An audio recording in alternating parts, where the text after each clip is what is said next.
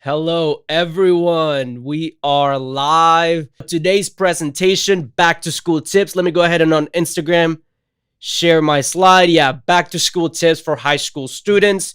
As I mentioned earlier, the way that this presentation is going to go, we are going to group it by different grades. So first, we're going to start with 9th and 10th grade. Then we're going to go for tips for 11th graders. And then we're going to finish up with tips for rising seniors. So again, if you're a parent or a student, feel free to at any point ask your questions on the chats, on the Instagram, YouTube, Facebook, TikTok chats. David and Laura are going to be there monitoring the chat and answering those questions. And at the end of the presentation, I can go through the Q&A portion of the presentation and then I'll answer the questions that David and Laura don't get through in the chat, as well as I will invite you all, since we're in back to school season, we have a special surprise for all those who stick till the end. I'm going to reveal that back to school surprise at the end of this presentation, so hold on tight while we get started. But yeah, do know that at the end of this presentation, we're going to be giving that special gift for that special surprise for people who stick around till the very end.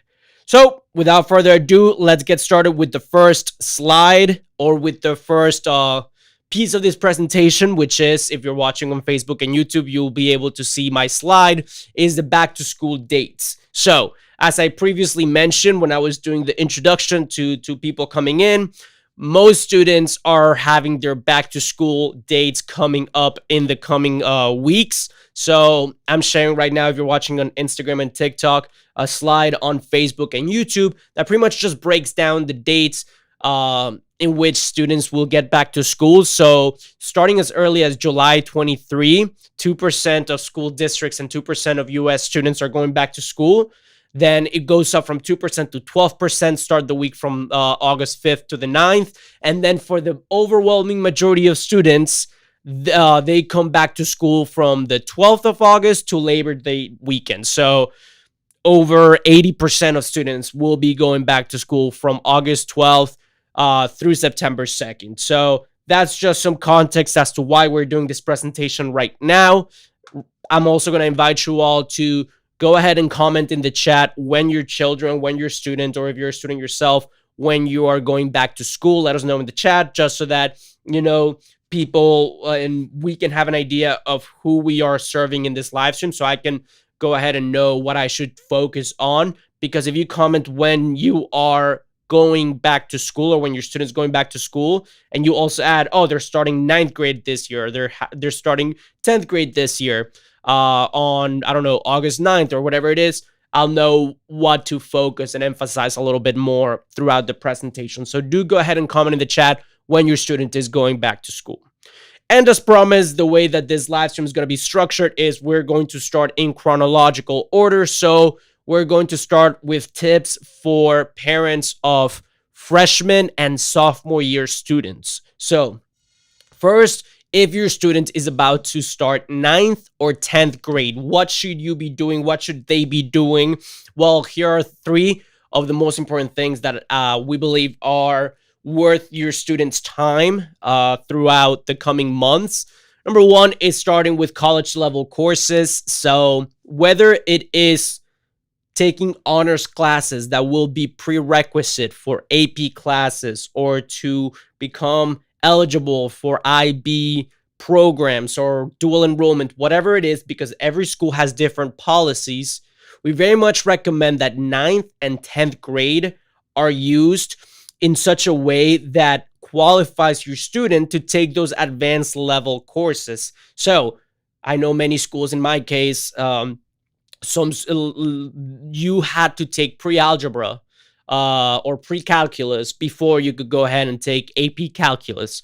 So it was in my best interest to go ahead and enroll in the pre-algebra class starting 9th grade. In my case, I took it in 8th grade. So I believe in 9th grade, I took algebra. Again, very specific to my own school. So in the case of your student and your situation, you should be looking towards what are the prerequisites at my student's high school for taking classes. So for example, if they want to take AP Environmental Sciences down the road, whether that's in 10th or 11th grade, is there a prerequisite for, oh, they have to take honors biology or honors chemistry before getting there? So what I very much recommend you and your student do during the coming days or weeks is figure out what those prerequisites or pre-requirements are for those advanced level classes so that you get them out of the way during 9th and 10th grade. And that way, you can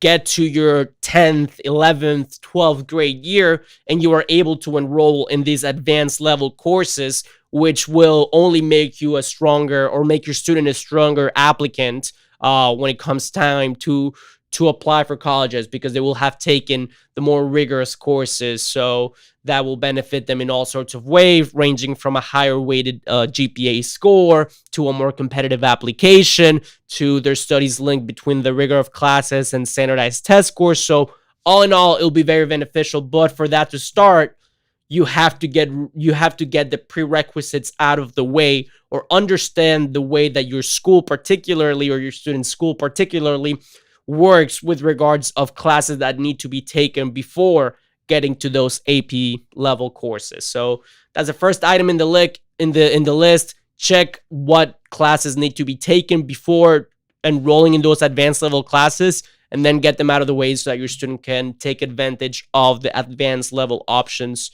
offered by the high school. The second piece of advice is to start practicing for standardized tests. So standardized tests such as the SAT or ACT, you can start practicing as early as you want. For the most part, practice SAT, the PSAT or practice ACT will be offered to your student throughout 9th, 10th, even 11th grade, so that they are set up for, whether it's late in their junior year or throughout their senior year, they can take the real SAT or ACT. So what you want to do starting your freshman and sophomore year is to dedicate time, or tell your student to invest in, whether it's once a month or every 2 months, take a block of a few hours out of their Saturdays to print out a free practice version of the exam, whether that's SAT or ACT, and simulate the exam conditions as they would be during the real exam. Take that practice exam, grade it, and then know what areas need a little bit more practice and what areas are their strong suits, so that they can plan accordingly when it comes to what they should be studying for the real SAT or ACT. Now, there's a good time to mention that members of Best College Aid get access to SAT and ACT study materials. So if you want to learn more about that, I very much recommend that you watch the free presentation that we have on the link in bio. That's where we talk more about the Best College Aid program, which, by the way, sponsors these live streams. And the reason why we're able to come week after week to your screens is because of Best College Aid the Best College Aid program. So thank you, Best College Aid program, for sponsoring this live streams. And yeah, in that free presentation, we go a little bit more in depth as to what you can do to prepare for those standardized tests. All right, so that's the first 2 tips for freshmen and sophomores. Start taking college level courses. Number 2 is start practicing for standardized tests. And the final one is to join clubs and practice extracurricular activities. Now, this one, we get a lot of questions from students and parents. What do colleges care about when it comes to extracurriculars? What extracurricular activities should my students be taking? What do colleges care about? What should my student do on their free time? That's a very common question. And unlike the SAT, ACT, or GPAs, they're not just a number, right? Extracurricular activities is not a number 1 out of 5 or a score out of 36 like the ACT. They're a little bit more intangible, right? So what we tell our students, and what you will come to know when you check out the free presentation that we have on the link in bio, is that colleges prioritize duration and leadership when it comes to extracurricular activities. So that is why freshmen and sophomores should very much prioritize exploring, but also finding those few extracurricular activities that they really care about, so that they can stick to them throughout the duration of their high school careers, because that will show, determination, and that will catapult them towards a stronger more competitive application when it comes time to apply to college. So those are the 3 tips for freshmen and sophomores to start taking those advanced level courses if you can. Figure out what your school's policies are for those AP or honors courses that you need to get out of the way before you take, the more advanced classes offered. Number 2, start practicing for standardized tests, emulating the testing conditions of the real thing. And finally, join those extracurricular activities because they will only help you last longer in that activity, showcasing determination, showcasing commitment. So you want to do that early on so that you can stick with the activity throughout all 4 years. So that's the advice for my freshmen and sophomores. Okay, so I'm going to take a little bit of a water break, but do start commenting or do keep on asking your questions through the chats, and David and Laura will get to them as they read them.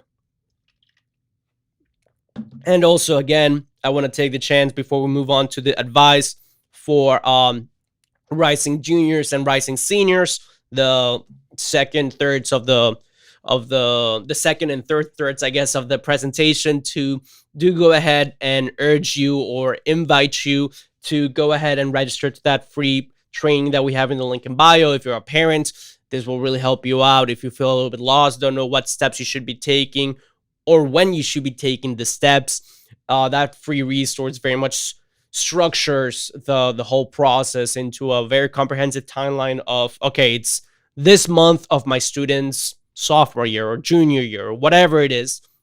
What should I be doing? Well, in that free presentation, we go ahead and explain all of that.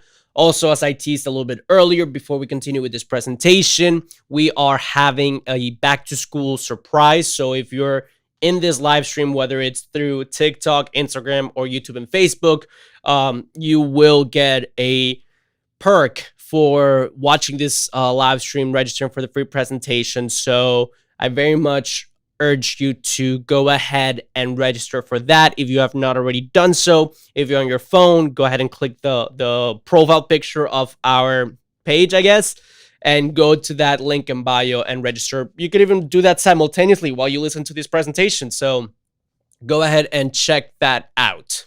So without further ado, let's keep on with the presentation. So the second group, I guess, after covering freshmen and sophomores, here's the advice for rising juniors, right? So advice and tips for back to school for junior year students. All right, so the 4 things that we thought we would emphasize for our rising juniors. Number 1 is to start researching schools. I'm not saying that you have to have a final list of colleges that you will be applying to, but it is very much worth to start exploring, okay, what do I want to study? You don't have to have a specific major picked out, but I might want to be a veterinarian, or maybe I don't know, an optometrist or a PA or whatever it is. If you have a general idea, you can start narrowing down, or you can just start filtering out schools that offer those fields of study that you might be interested on. Or if you are not that far advanced in figuring out what you want to study, you might have figured out, okay, well, I know I want to be close to home or far away from home, or I want to be in the state of Texas, or I want to be in the state of Florida. Whatever it is, having that general idea be corroborated or followed up by a little bit of research and a little bit of planning starting junior year, it's very much worth your time, because it will filter out schools that are just not worth exploring, applying to, spending the time and effort in, going through the process of getting excited, applying to those schools, submitting the application, the money that it costs, only to figure out that they don't offer the programs that you're interested in. So junior year is a perfect time to start, more than finalizing your list, it's kind of filtering out and getting rid of the dirt so that you can see the schools that do shine through the mud and that do have what you want to study or pursue after your high school career. So that's the first piece of advice for juniors. Just start having those questions. What do I want to study? Where do I want to study it? And what are my non-negotiables? Again, whether that is, they have to have a good college football program so that I can tailgate on the weekends, or they have to have a good film school, or whatever it may be, just start figuring those things out so you can go ahead and filter out the schools that are not worth your time. All right, so that's the first piece of advice for my rising juniors. Number 2 is get ready or start planning out when you will take your first standardized tests. I'm not saying start your junior year and right away go ahead and take your standardized test, but what I do want you all to be prepared to do as parents is to go ahead and plan out or figure out, okay, they offer ACT exams this month, and this month. I think I'm going to take my first one during this month option for my second semester of junior year. Even if it's something as small as figuring out when those test dates will be and saying, oh, okay, a few months from now, I'm going to take this test. You don't have to take the test right away. I'm not saying, oh, go ahead and register for the test right now.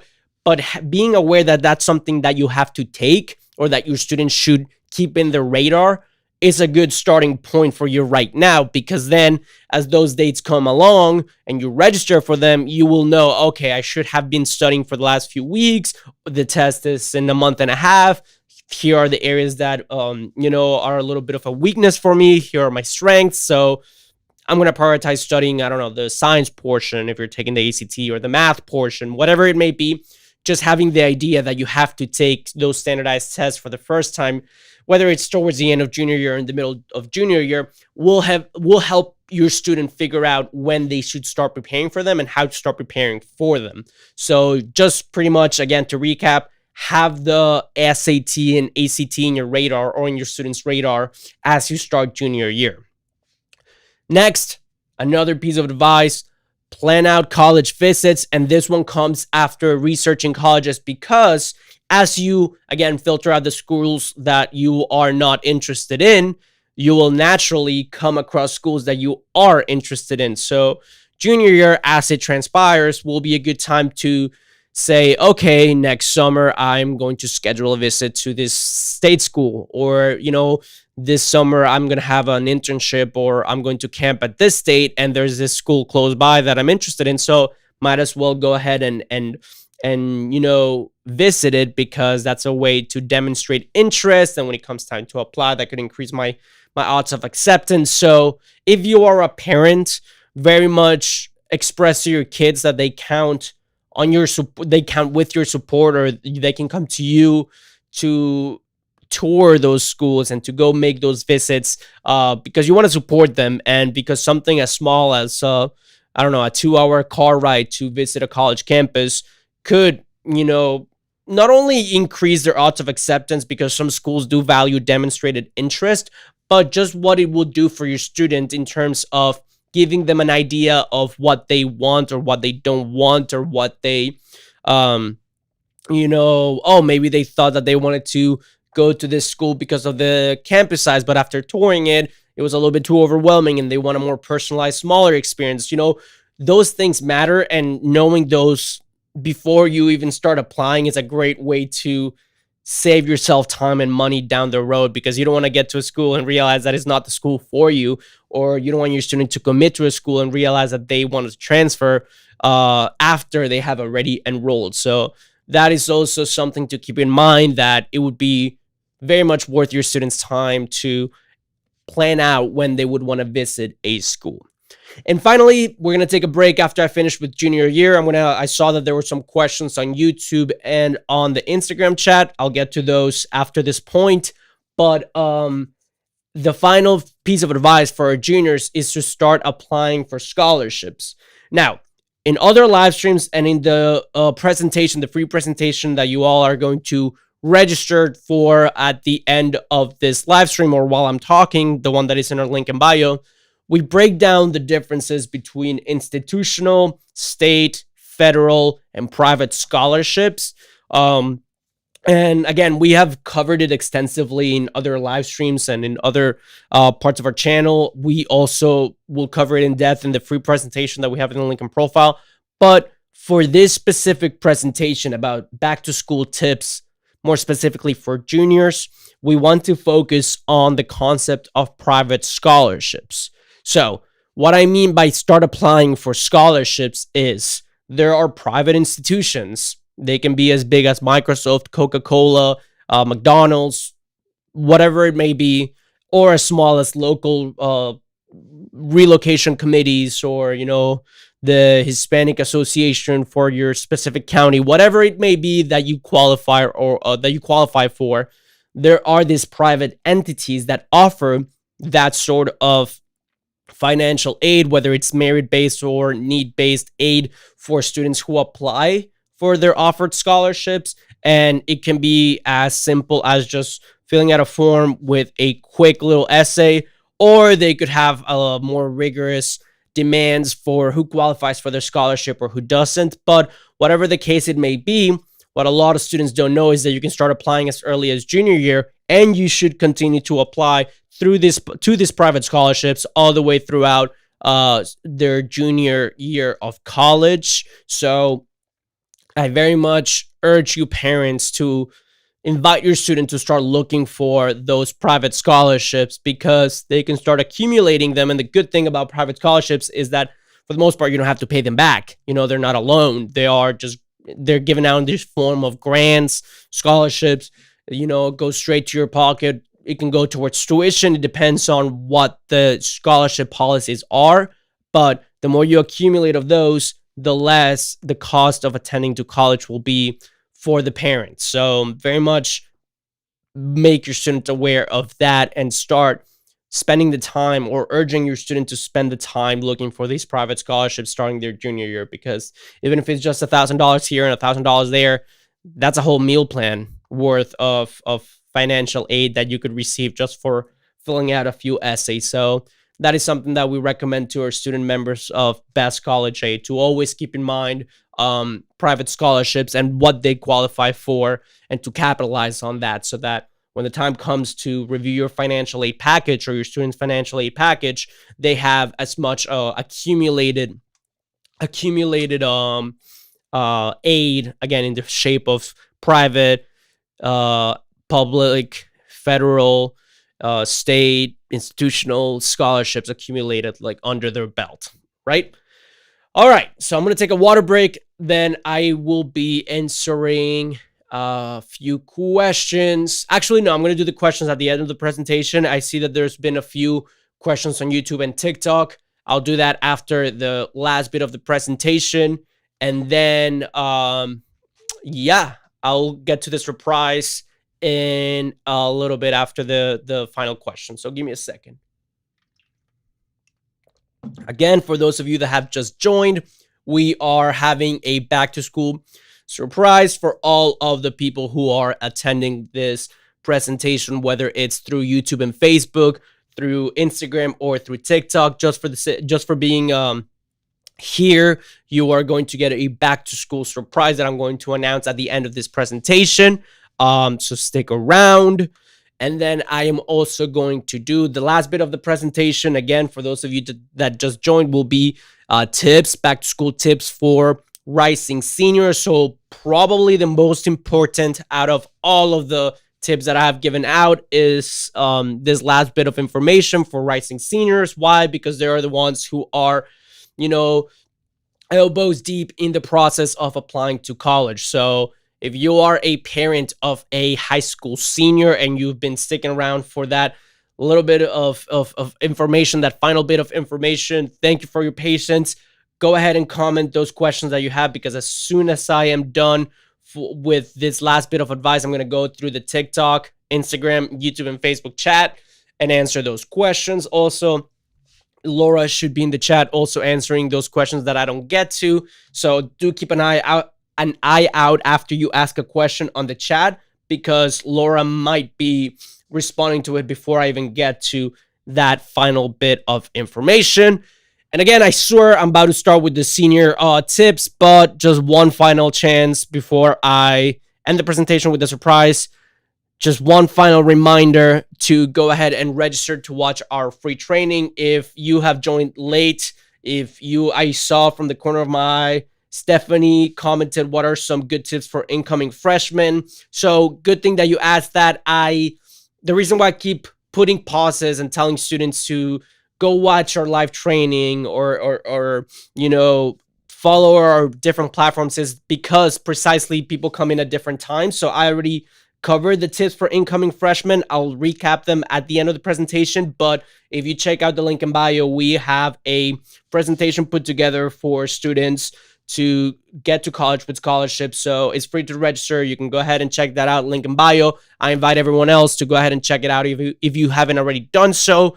And also, if you are interested in checking out what we have already said, if you join late, this will be recorded and this will be posted to our YouTube channel of at Best College Aid USA. So you can watch back anything that you've missed, or if I went too fast, you can go back and check it out. So, final bit of the presentation, final set of tips. Let's get started. So these are tips for my rising seniors. If you are a parent and your student is a rising senior, these are tips that will be very much worth your student's time to follow. It will save you time, effort, and it will just make the whole process much more smooth if you do these things as early as possible. So the first one, it's a no-brainer. It's something that most senior students already know. But if you are a parent, I am going to go over it. I'm going to go over it why or what are some of the ways that you can do this most efficiently. So the first one is apply to college. However, it's not just applying to college. There's a whole plan that needs to happen before that we have talked about throughout the summer live stream presentations. If you are a recurring watcher, you will have known the whole concept of early action, early decision, how to capitalize off of each one. If you have not, if I'm saying this and you do not, this doesn't resonate with you or this doesn't ring a bell, well, that's why we have the free presentation in the link in bio. So go check that out if you feel like you're a little bit lost when I continue talking about this. Again, check out the link in bio. But yeah, apply to college and capitalize off of those early deadlines, whether it is early action, early decision, if they know that they want to go to a certain school, no matter what. Do take advantage of having things done early. The earliest deadline is October 15th. That's when the University of North Carolina, where I went to school, typically opens for the early action application. And if your student has the credentials, whether that is GPA, SAT, ACT, extracurricular activities, and they don't have to work on getting, their GPA up throughout this first semester of senior year, or take the SAT or ACT again to get their score up, if they already have a competitive application and have followed the tips that we talk about in our in our free presentation, the link in bio, and they are good to apply early, it is very much worth their time to take advantage of those early applications, because many schools have a higher acceptance rate with their early applications than they do with the regular overall school admissions. So it is very much worth their time to capitalize off of or to take advantage of those early application deadlines. So no brainer, apply to college, do it as early as possible. It will save you time. It will save your student effort.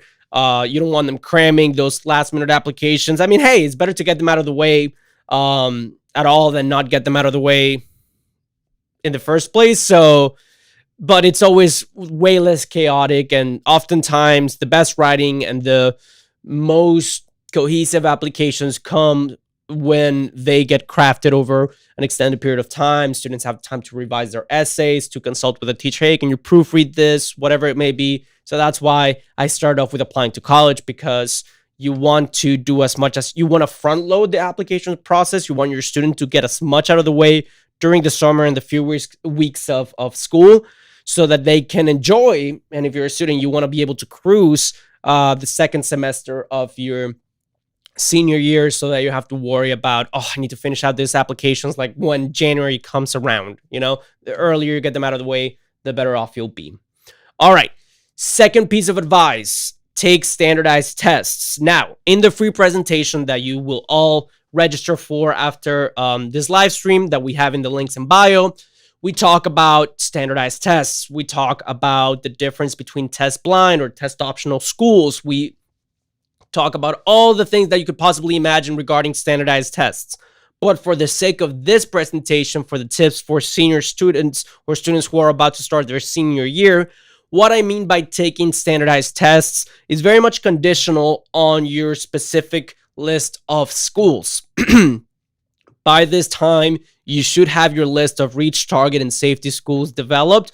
You should have already researched what do each school require. If you're a parent, does my student have to take the SAT or ACT for this application for this school in their list? If you are a student, you should certainly know what each school requires from you by this point. So if you have not already done so, and you're applying to a school that does require standardized test scores, and you have compared those test scores with whether it's your first attempt or you have not attempted at all, you will want your test scores to be at the average or above, ideally above the average 50th percentile of the incoming freshman class for the school in your list. So if you're below that, or if you have not completed a test for a school that does require those scores, go ahead and get them out as early as possible, because you want your test scores to be sent to the school before the application deadline closes. You do not want your application to be incomplete.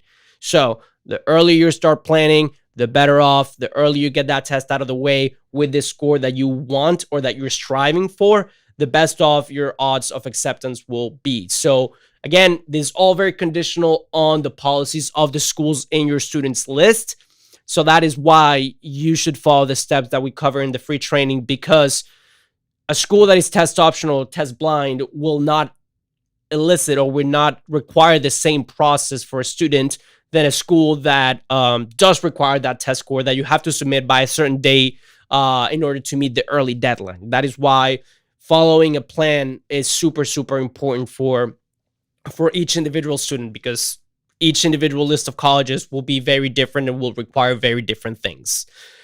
All right, so the third tip for our rising seniors, that will be to fill out and submit all financial aid and scholarship forms. So what do I mean by financial aid and scholarship forms? Well, whether it's federal aid, like the FAFSA, the free application for federal student aid, or whether it's institutional, aka money that is given out by the college, and if it requires the CSS profile, or whether it is private scholarships that all have their own specific set of guidelines. Whatever the case may be, again, whether it's institutional, state, federal, or federal, state, institutional, public, and oh my god, I'm blanking on the four. It's federal, state, institutional, and private aid. That's what it is. Whatever the case may be, you want to have those deadlines listed out in an Excel, in a Word document, in a spreadsheet, whatever it may be, and know, okay, the FAFSA opens up on October 1st. So by October 1st, I want to log into the portal, fill it out to the best of my abilities, and have that done, sent to the schools in my list. Also, this private scholarship that I qualify for, because I don't know, I'm a Mexican-American student who qualifies for this relocation, Hispanic scholarship, private award, whatever it may be. You want to have the deadline in your spreadsheet, and you want to fill it out, and you want to, again, make sure that whatever it's applicable to your situation, that you follow those steps, because the more aid that you qualify for and that you set your student up in a position to be eligible to receive, the less you will have to pay for college. So again, by having this plan early on, and that is why we have the presentation or profile, precisely to develop that plan, the better off and the more smoothly the process will go for the students and the parents. So that is part of that, is to fill out those financial aid forms, again, whether it's state, federal, public, or institutional aid. You want to have those deadlines clear in your head and go ahead and fill out those forms as necessary.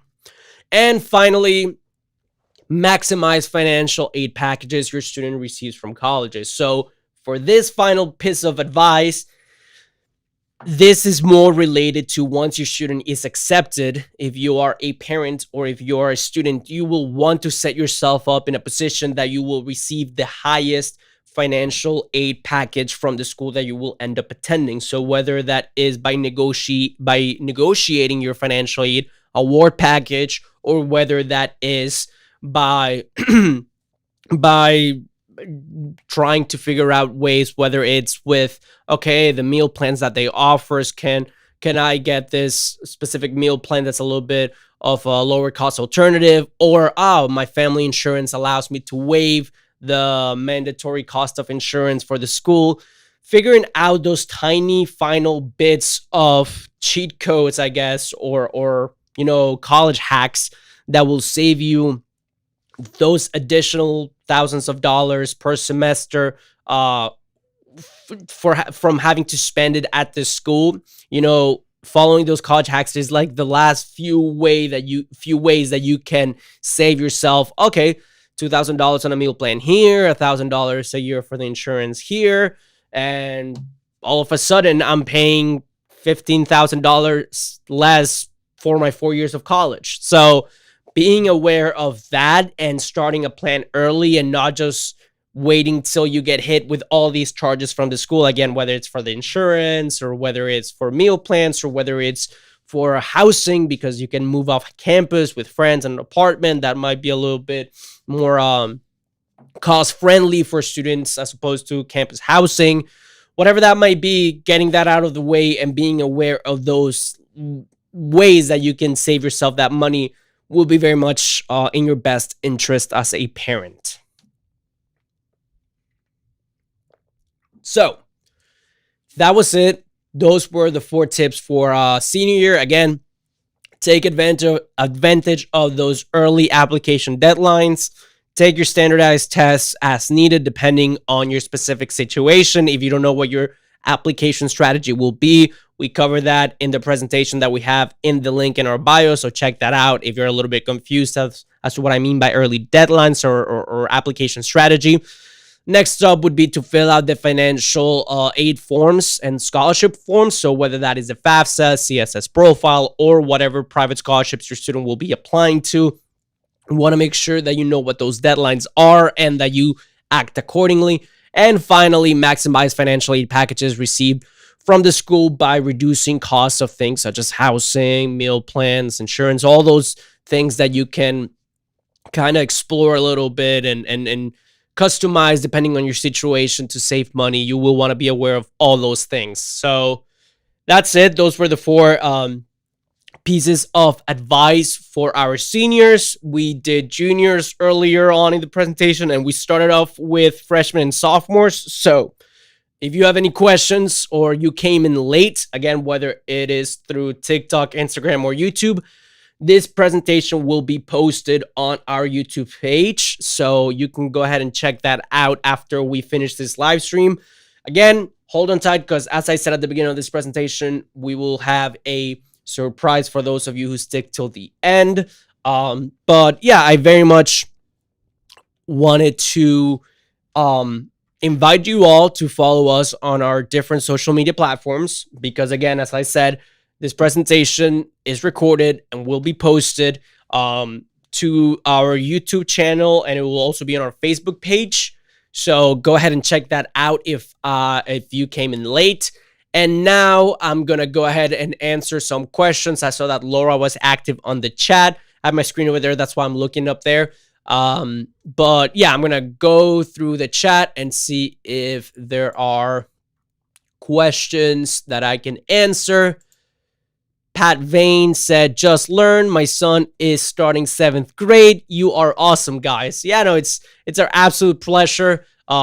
We do this weekly live streams again through all of our digital platforms because we want to provide guidance to a lot of parents who don't necessarily know what the process or the college application process looks like, whether it's because they are new in this country or because when they went to college, it was a few decades ago and the system is completely changed and and the cost has risen dramatically. And there's all these new forms, new timeline of events. So that is why we do this. And it is our way to sort of give back. And this is why we are very thankful for the Best College Aid program, because that is what enables us to do these live streams and reach families like yours, Pat. And help out. So I appreciate the comment. That was very, Very nice of you to say. Let's see. So that was on YouTube. On Instagram, let's see. One of the chat, I had a question. Do you have help for masters? So we primarily focus on undergraduate degrees. So we help parents of high school students who are going to college within the Best College Aid program that I'm going to talk a little bit more in a little bit. But within the Best College Aid program, we give a step-by-step guide of what every student should be doing every month of every year of high school. But we go as far as starting from middle school. So we have many of our members who are still in middle school. We have advising. We have lessons for parents of 7th graders, 8th graders. What classes should they be taking? What are the ways to optimize the extracurricular activities that they're involved in, so that when the time to apply for college, comes around, they will have maximized their, time, in the sense of their extracurriculars are as impactful as they can possibly be for an applicant. So we go as far back as middle school and as far ahead as college, because we have a lot of content and advice for students who are going through the process of finishing up college and they are looking for career paths, or they want to learn how to start, building their credit or their LinkedIn profiles, all that stuff. That is how far ahead we go in Best College Aid. For masters, we don't necessarily have a program for that, but we primarily focus on undergraduate students and their families. So thank you for that question. But yeah, hopefully in the future, without something that we're interested in expanding towards. All right, so that was from Instagram and from TikTok. I see that Laura answered Stephanie's question. So I believe that does it for the questions in the chat. So what I have been teasing all along and what I wanted to share with y'all is that we are doing a back to school sale, and we are doing a discount for our families who are tuning in and who want to join the Best College Aid program. As I mentioned, Best College Aid program, step by step, is a step-by-step program that teaches students and their families how to get accepted to college with scholarships. And we do this through many different means. We have the online course. We have our list of advisors who give support through chat and email, and it is unlimited. We also have our private Facebook group filled with close to 1,000 family members who are going through the same process, or who have gone through the same process as you. And through there, students or families ask their questions. Our team of advisors goes ahead and responds them as quickly as possible. Usually the turnaround is way less than 24 hours. Most of the time is within minutes. Sometimes if it's the weekend, we do have a 24-hour policy. But many times before we even get time to get to the question, we have another family who went through that process the previous year answering that question before we can even get to it. So it's a very valuable resource. So yeah, that is the Best College Aid program. And for the students and the members, or the potential students and families who are interested in joining, because of back to school season, we are extending a specific discount for your family. If you're interested in learning more about our back to school discount, go ahead and check the link in bio, because there you'll be able to see the free presentation that we have. And then from that free presentation, if you're interested in joining and taking advantage of this specific back to school discount, you will be prompted to do so. If not, absolutely no strings attached. You can come back here and join us in our weekly live streams. I mean, part of the reason why Best College Aid enables us to do these live streams is because we want to help out people who may not necessarily be interested in the program but could still use our help. So again, no strings attached. We will continue to do this weekly live stream presentations. But for those of you who do want a more personalized or a more, step-by-step breakdown of the process, that may be an option that you want to explore, which is joining Best College Aid, taking advantage of this back to school discount. But that is all I wanted to share with you all today. That was the presentation on the back to school tips for freshmen, sophomore, juniors, and seniors. If you are a parent and you came in late, or if you're a student and you came in late and you want to go back and rewatch this presentation again, it's going to be up on YouTube and it's going to be up on Facebook. And also, if you're interested in learning more about the program, joining Best College Aid, you can go ahead and check out the link in bio. For having stayed with us so long watching this live stream, you can go ahead and check out the link in bio and you will get an exclusive back to school discount that we will only be offering for the next couple of weeks as school starts, and then it'll be gone. But it's just our way to help out for those of you who are interested in learning more, regardless of whether or not you are interested in learning more. If you just want to stick with the free live stream presentations, you can go ahead and tune back in next week. Let me share with you the calendar of our weekly live streams. Those are on Monday on YouTube and Facebook, and Tuesday on Instagram and TikTok. Again, this week was a little bit of a weird week. We had technical difficulties yesterday, so we had to do them all together, but usually they're separated. So we will be back here on Monday at 3 p.m. on YouTube and Facebook, and on Tuesday at 3 p.m. on Instagram and TikTok. That's all I had for today. If you have any more questions, feel free to reach out to us. Do check out that link in bio, take advantage of that discount. And thank you for allowing me into your homes, even if it's through this digital means. I really appreciate it. It's a highlight of my week to share this with y'all. And thank you so much. I'll see y'all next week.